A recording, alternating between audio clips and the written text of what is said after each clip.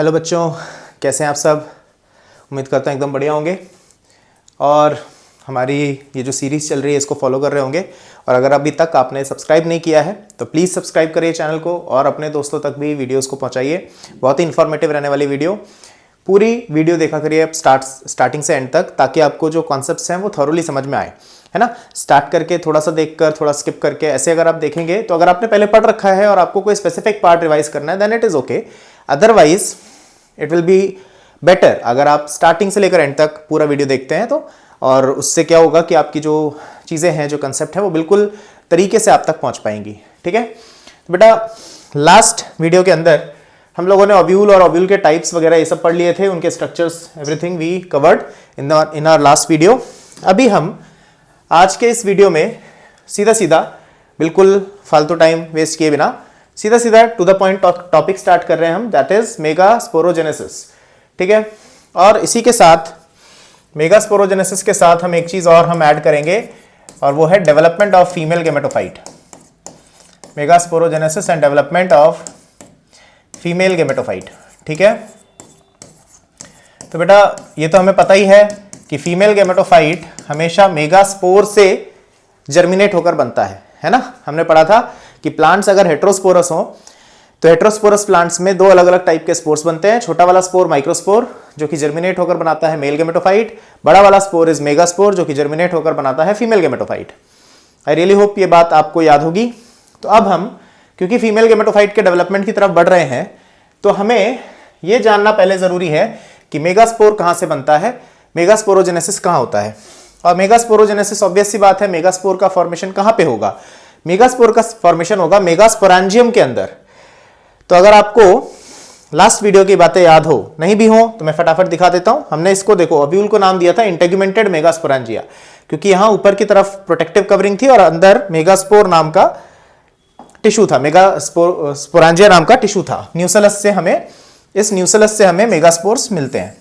कुछ याद आ रहा है ऐसा? ठीक है, तो अगर आप थॉरोली फॉलो करेंगे तो आपको ये बात समझ में आएगी, और जिन्होंने अगर यहां तक का पार्ट पढ़ भी रखा होगा तो उनको भी ये बात क्लियर हो रही होगी। ठीक है, अच्छा अब ये न्यूसेलस के अंदर है ना, ऐसे बहुत सारे सेल्स होते हैं बेटा, और इनमें से कुछ सेल ऐसे होते हैं जो आगे चल के मेगास्पोर का डेवलपमेंट नहीं करते। सिर्फ एक ही ऐसा सेल है, only one cell differentiate as megaspore mother cell. तो सिर्फ एक ही सेल मेगास्पोर मदर सेल की तरह डिफरेंशिएट हो जाता है, और क्योंकि पूरा प्लांट ही डिप्लॉयड है तो इसलिए मेगास्पोर मदर सेल भी डिप्लॉयड होगा 2n। और ये एक अकेला सेल ऐसा है जो मेगास्पोर बनाएगा। तो मान लीजिए कि ये हमारे पास मेगास्पोर मदर सेल है, इसको मैं ऐसे MMC से रिप्रेजेंट कर रहा हूं अभी के लिए। वैसे तो स्टैंडर्ड एब्रिविएशन है, आप भी यूज कर सकते हैं, कोई ऐसी समस्या नहीं है। ठीक है, लेकिन अगर आपने कहीं पहले मेंशन कर रखा है कि MMC आप मेगास्पोर मदर सेल को कह रहे हैं तो ये ज्यादा बेटर होगा। और इसमें अब फिर देखो क्या होता है, इस मेगास्पोर मदर सेल के अंदर होता है मियोसिस। मियोसिस कौन सा होता है सर? तो मियोसिस दोनों होते हैं, meiosis first and meiosis second. आपको पता है कि मियोसिस 2 स्टेप्स में होता है, हमने इसी सीरीज में स्टार्टिंग में डिस्कस किया था। तो मियोसिस फर्स्ट और मियोसिस सेकेंड के बाद आपको यहां पे एक क्लस्टर ऑफ 4 सेल्स मिलता है, एक क्लस्टर ऑफ 4 सेल्स मिलता है जिसको हम नाम देते हैं मेगास्पोर टेट्राड। क्या नाम दिया बेटा हमने इसे? We call it megaspore tetrad. ठीक है, इसको हम नाम देते हैं मेगास्पोर टेट्राड। अभी जो मेगास्पोर टेट्राड है इसमें से 3 मेगास्पोर जनरली डीजनरेट हो जाते हैं। 4 का ग्रुप है, मेगास्पोर बने 4, लेकिन 4 में से 3 डीजेनरेट हो गए।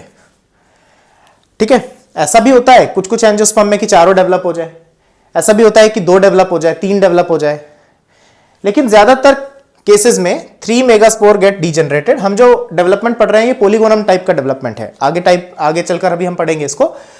ठीक है, पोलीगोनम टाइप का डेवलपमेंट, अलग अलग टाइप के डेवलपमेंट हम पढ़ते हैं एम्ब्रियोसैक के। एम्ब्रियोसैक यानी फीमेल गेमेटोफाइट। तो फीमेल गेमेटोफाइट का डेवलपमेंट का एक तरीका यह है कि 4 स्पोर बने, 4 में से 3 डीजनरेट हो गए और एक जो बच गया इसी को हम कहते हैं फंक्शनल मेगास्पोर।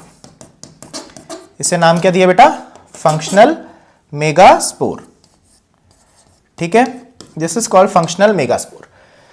अब ये जो फंक्शनल मेगास्पोर है, यही अकेला पूरा फीमेल गेमेटोफाइट बनाता है। तो 4 स्पोर बने, 4 में से एक से डेवलपमेंट हो रहा है बेटा मेगास्पोर का, फीमेल गेमेटोफाइट का। तो क्योंकि 4 में से एक से ही डेवलपमेंट हो रहा है, इसलिए हम इस टाइप के डेवलपमेंट को एक नाम देते हैं बच्चे। इस टाइप के हम डेवलपमेंट को नाम क्या देते हैं? We call it monosporic development. क्या नाम दिया हमने इसको?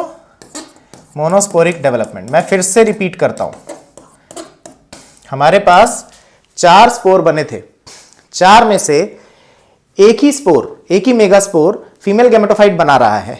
तो 4 में से एक ही बना रहा है। इसी कंडीशन को, इसी चीज को हमने क्या बोला है? इसको हमने बोला है मोनोस्पोरिक डेवलपमेंट। क्लियर है? अब मोनोस्पोरिक डेवलपमेंट देखते हैं होता कैसे है। तो हमारे पास भाई we have one functional megaspore. हमारे पास ये फंक्शनल मेगास्पोर है बेटा, और क्योंकि ये मियोसिस से बना है तो इसकी प्लॉइडी क्या रहने वाली है? इसकी प्लॉइडी रहने वाली है हैप्लॉइड। सही बात है ना, मियोसिस का प्रोडक्ट है। तो फंक्शनल मेगास्पोर है और ये हैप्लॉइड है। ठीक है, डिप्लॉइड हैप्लॉइड, ये बात हम इसी सीरीज में स्टार्टिंग में डिस्कस कर चुके हैं। तो मियोसिस के बाद क्या होता है बेटा? क्रोमोसोम की अनपेयरिंग हो जाती है। तो अनपेयरिंग है ना, जैसे मान लीजिए कि पहले अपने पास 11 पेयर थे, तो टोटल क्रोमोसोम 22 थे, अभी इसमें 11 ही रह गए हैं। आ रही बात समझ? तो दिस इज फंक्शनल मेगास्पोर। अब इस फंक्शनल मेगास्पोर में बेटा धीरे धीरे करके फ्री न्यूक्लियर डिविजन्स होती हैं। फ्री न्यूक्लियर डिवीजन क्या होता है सर? अब ये नई क्या चिड़िया आ गई? तो फ्री न्यूक्लियर डिवीजन का मतलब क्या होता है बेटा? जहां पे हमें देखकर ऐसा लगेगा कि यार न्यूक्लियस तो डिवाइड हो रहा है, लेकिन साइटोप्लाज्म साथ साथ डिवाइड नहीं हो रहा है। ठीक है, हमने पढ़ा ना बेटा कि सेल साइकिल के अंदर सेल डिवीजन में 2 स्टेजेस होती है, एक जिसमें न्यूक्लियस डिवाइड करता है और एक जिसमें साइटोप्लाज्म डिवाइड करता है। तो यहां पे न्यूक्लियस तो डिवाइड हो रहा है, लेकिन साइटोप्लाज्म साथ साथ डिवाइड नहीं हो रहा है, उसको टाइम लग रहा है। और अगर ऐसा ही है तो ऐसे में क्या होगा बच्चे? ऐसे में होगा कि सेल के अंदर तुम्हें न्यूक्लियस का नंबर बढ़ता हुआ दिखेगा। जैसे यहां पर देखो 1 है, यहां पर पहला फ्री न्यूक्लियर डिवीजन हुआ तो 2 हो गए। इसके बाद एक और फ्री न्यूक्लियर डिवीजन होगा, ठीक है, एक और होगा फ्री न्यूक्लियर डिवीजन। तो इस बार कितने हो जाएंगे बच्चे? बोलो बोलो, इस बार कितने हो जाएंगे? इस बार हो जाएंगे हमारे पास टोटल 4 न्यूक्लियस, है ना। तो हमारे पास ये सेल है, ये वही सेल है जिसको हमने फंक्शनल मेगास्पोर बोला था। अब इसके पास टोटल न्यूक्लियस हो गए 4, और एक राउंड और अगर फ्री न्यूक्लियर डिवीजन का हो गया तो अब हमारे पास इस सेल के अंदर टोटल न्यूक्लियस हो जाएंगे बेटा 8। कितने हो गए? 8। ठीक है। अब अगेन जो हम डेवलपमेंट पढ़ रहे हैं वो किसी पर्टिकुलर टाइप के प्लांट का पढ़ रहे हैं। सभी प्लांट में ऐसा हो ऐसा जरूरी नहीं है, लेकिन अभी फिलहाल तो हमें जो सिलेबस में अपने पढ़ना है वो तो यही है भाई। ठीक है, वो हम जो नॉर्मल कंडीशन पढ़ रहे हैं वो इसी टाइप का पढ़ रहे हैं, पोलिगोनम टाइप का डेवलपमेंट है। आ रही बात समझ में? अब इसमें एक बार 8 न्यूक्लियस हो जाएं तो बहुत सारे न्यूक्लियस होने की वजह से अब ये फर्दर न्यूक्लियर डिविजन्स के रेट को रोक देता है, और ज्यादा न्यूक्लियर डिवीजन अब नहीं होती क्योंकि ऑलरेडी बहुत हो चुके हैं। तो अब साइटोप्लाज्म का जो डिवीजन है, सेल वॉल का जो फॉर्मेशन है बनने का, उस प्रोसेस में अब जो हमारा इतने टाइम से नहीं हो पा रहा था वो प्रोसेस स्टार्ट होगा। ठीक है, तो इसके बाद क्या होगा? इसके बाद होगा बेटा सेल्यूलराइजेशन। सेल्यूलराइजेशन होगा, यानी कि इन सभी न्यूक्लियस के आसपास इनकी वॉल बनेगी। तो मैं यहां लिख रहा हूं cell walls are laid, cell walls are laid. और उसके बाद बनता है बेटा एक प्रॉपर एम्ब्रियो सैक, जिसे हम बोलते हैं फीमेल गेमेटोफाइट। ठीक है, इसे हम बोलते हैं फीमेल गेमेटोफाइट। क्लियर है? तो सेल्यूलराइजेशन होगा और उससे बनेगा एम्ब्रियो सैक। अब हम जो कर रहे हैं, अब हम पढ़ रहे हैं बेटा कि एक सिंगल एम्ब्रियो सैक कैसा दिखता है। Now we will discuss about how a particular embryo sac looks like. तो देखो इस तरीके का एक बड़ा सा सेल है, और अगर तुम्हें थोड़ा अंदाजा हो गया होगा कि भाई अगर ये सेल है, if this is the cell, तो ये वही सेल है जिसको हमने अभी तक क्या बोला था? Functional megaspore. लेकिन क्योंकि अभी इतना बड़ा हो गया और अब इसके अंदर सभी इतनी सारी चेंजेस आ रही हैं, तो अब हम इस सेल को नाम देते हैं सेंट्रल सेल। क्या नाम दिया बेटा? इसको अब हम नाम देते हैं central cell. This is called central cell. और इस सेंट्रल सेल में टोटल न्यूक्लियस कितने थे? गिनो भाई, कितने थे? कितने न्यूक्लियस हो गए थे? 8 न्यूक्लियस हो गए थे। तो 8 न्यूक्लियस हो गए थे, तो अभी हमें इस सेंट्रल सेल के अंदर भी 8 चीजें दिखनी चाहिए, 8 न्यूक्लियस दिखने चाहिए। चलिए देखते हैं कि कितने हैं और कहां पर हैं। देखो, अब एक किनारे पर, इस सेल के किसी एक किनारे पर एक जैसे कुछ ऐसे छोटे छोटे सेल्स इकट्ठे हो जाते हैं और इन सेल्स को हम नाम देते हैं antipodal cells. These cells are called antipodal cells। हालांकि आगे चलकर ये डीजेनरेट हो जाएंगे, लेकिन इनका नंबर 3 होता है और क्योंकि सारे ही न्यूक्लियस हैप्लॉइड थे, इसलिए ये एंटीपोडल सेल्स भी हैप्लॉइड होते हैं। बेटा, किसी भी सेल का प्लॉइडी देकर उसी प्लांट के एंटीपोडल्स या उसी प्लांट के किसी दूसरे स्ट्रक्चर का प्लॉइडी पूछते हैं ये लोग, ठीक है, एग्जाम में आता है। तो यू हैव टू रिमेंबर कि कौन सा सेल प्लॉइडी वाइज डिप्लॉइड है, कौन सा हैप्लॉइड है, या कोई अगर ट्रिप्लॉइड हुआ तो कौन सा है जो ट्रिप्लॉइड है। ये बात आपको समझनी होगी, याद रखनी होगी, ठीक है। तो ये 3 तो एंटीपोडल सेल्स हो गए। इसके बाद हमारे पास दूसरे एंड पे, इसके बिल्कुल अपोजिट एंड पे 2 इस तरीके के सेल्स होते हैं, थोड़े बड़े बड़े से। इनके पास भी अपने अपने 2 न्यूक्लियस होते हैं। एंड दीज सेल्स, ये जो 2 सेल्स तुम्हें दिख रहे हैं, इनको हम नाम देते हैं सिनर्जिड्स। क्या नाम दिया बेटा हमने? सिनर्जिड्स। और इन्हीं सिनर्जिड्स का कुछ ऐसा छोटा सा अपरेटस टाइप का यहां से ऐसे बाहर निकलता हुआ दिखता है, जिसको हम फिलीफॉर्म अपरेटस कहते हैं, ठीक है। ऐसा कुछ फाइब्रस सा प्रोजेक्शन बाहर की तरफ निकलता हुआ दिखता है, which is called filiform apparatus. अब फिलीफॉर्म अपरेटस का काम क्या है? तो ये बहुत इंपॉर्टेंट एक रोल प्ले करता है बच्चे। ये पॉलन ट्यूब को अंदर आने के लिए अपनी तरफ ऐसे अट्रैक्ट करता है, गाइड करता है पॉलन ट्यूब को कि भाई पॉलन ट्यूब को इस तरफ से आना अंदर, है ना। पॉलन ट्यूब की एंट्री को गाइड करता है। तो मैं यहां लिख रहा हूं इसका फंक्शन, it guides the entry of pollen tube. Clear है? आई होप ये बात आपको समझ आ गई होगी। तो it guides the entry of pollen tube, कौन? फिलीफॉर्म अपरेटस, ठीक है। इसके अलावा देखो एक सेल और होता है हमारे पास जो यहीं कहीं पे होगा, एंड दिस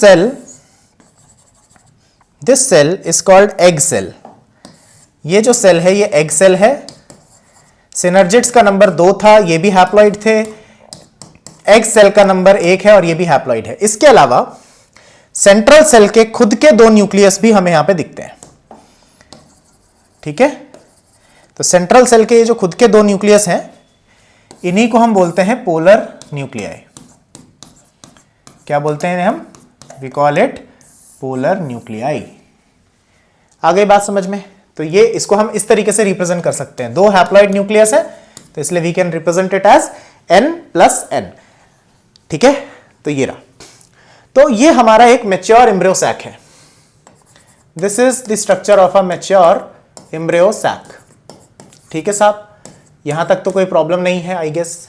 ये तो बस हमने अरेंजमेंट पढ़ा कि कौन कौन से सेल कहां कहां पे जाकर अरेंज हो रहे हैं। अब आप एक बस बात सिंपल सी नोट करो कि ये एंटीपोडल सेल्स हमेशा ओव्यूल के चैलेजल एंड पर होते हैं। कौन से एंड पर? जहां पर चैलेजा है। चैलेजा क्या होता था सर? चैलेजा ये होता था सर, देखो ये ओव्यूल का ऐसा जो बेस है ना, इस तरफ एंटीपोडल्स डेवलप होंगे और माइक्रोपाइल की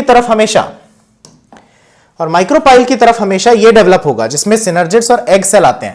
तो सिनर्जिड, एग सेल, ये सब मिलाकर इसको हम एक साथ नाम देते हैं बेटा एग अपरेटस। क्या नाम दिया हमने इसे? We call it egg apparatus. And this egg apparatus is always towards the synergids, sorry towards the micropyle. हमेशा किस तरफ होता है बेटा? हमेशा माइक्रोपाइलर एंड की तरफ होता है, ठीक है, हमेशा। It is always towards micropylar and. अच्छा, अब कुछ एक आध बातें हैं छोटी छोटी जो हमें ध्यान रखनी है।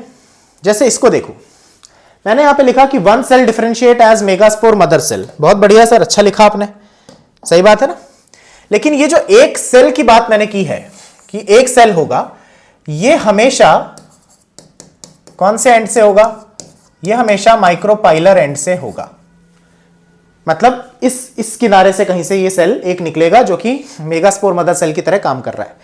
लेकिन जब मैं बात करता हूं कि हमारे पास मेगास्पोर 4 बने और 4 में से 3 डीजनरेट हो गए और एक ही बचा, तो ये फंक्शनल मेगास्पोर जो आप देख पा रहे हैं, ये फंक्शनल मेगास्पोर हमेशा चैलेजल एंड पर होता है। आ रही बात समझ में? ये functional megaspore is towards chalazal and. तो ये बहुत कॉमन क्वेश्चन है जो कई बार पूछते हैं कि भाई जब मेगास्पोर मदर सेल बना तो कौन से एंड पे बना? तो इट इज टुवर्ड्स माइक्रोपाइलर। लेकिन फंक्शनल मेगास्पोर बना तो कौन से एंड पे बना? तो इट इज ऑलवेज चैलेजल। ठीक है, तो एंड्स थोड़े हमें ध्यान रखने होंगे। तो हमने यहां पर पढ़ा कि भाई फंक्शनल मेगास्पोर है, फ्री न्यूक्लियर डिवीजन होते जा रहे हैं, बहुत सारे न्यूक्लियस जब हो गए तो उसमें सेल्यूलराइजेशन हुआ। सेल्यूलराइजेशन का मतलब क्या हो गया कि भाई अपने आसपास अब वो एक सेल वॉल बना रहा है, प्रॉपर सेल बना रहा है।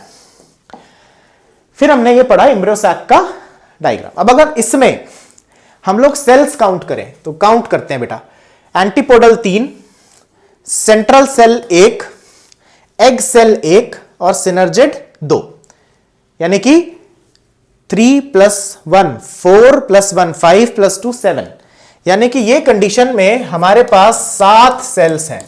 तो क्या मैं इसे 7 सेल्ड बोल सकता हूं बेटा? बिल्कुल बोल सकते हैं सर, अरे 7 ही तो सेल है, तो 7 सेल्ड बोल दिया। अब एक इंपॉर्टेंट बात समझो, यहां पर न्यूक्लियस काउंट करो जरा, कितने न्यूक्लियस हैं? न्यूक्लियस काउंट करो, 1 2 3 4 5 6 7 8, टोटल न्यूक्लियस सर 8 है। तो ये बात ध्यान रखना कि हमारे एंजियोस्पर्म में जो हमने डेवलपमेंट पढ़ा है फीमेल गेमेटोफाइट का, वो हमेशा 7 सेल्ड 8 न्यूक्लिएट कंडीशन होती है। This represent a mature embryo sac. अब ये एम्ब्रियो सैक मैच्योर हो चुका है, अब ये पॉलन ग्रेन और मेल गैमीट को रिसीव करने के लिए तैयार है। ठीक है, so this is the development of embryo sac. I hope यहां तक की बातें आपको समझ आई होंगी। आप एक बार साथ साथ एनसीईआरटीज को रीड कर लिया करें, वीडियो को कंप्लीटली देखा करें, ताकि आपकी जो भी ये कंसेप्ट है वो अच्छे से डेवलप हो। ऐसे आधी अधूरी बातें आपको नहीं सीखनी है ना, आधी अधूरी जो चीजें हैं वो काफी नुकसान वाली हो सकती हैं। आपको क्वेश्चन परसीव आप गलत कर लेंगे, कुछ गलत समझ के गलत ऑप्शन टिक कर देंगे, बहुत प्रॉब्लम्स होती है। तो आई होप कि ये वीडियो आपको बहुत हेल्पफुल होगी। और अगर आप अगेन चैनल पर नए हैं तो सब्सक्राइब करें, शेयर करें अपने दोस्तों के साथ, और अगर आप पुराने हैं, कंटिन्यूस व्यूअर हैं, तो कंप्लीटली वीडियो देखें, that will help you a lot. चलिए मिलते हैं नेक्स्ट क्लास में, बाय, टेक केयर।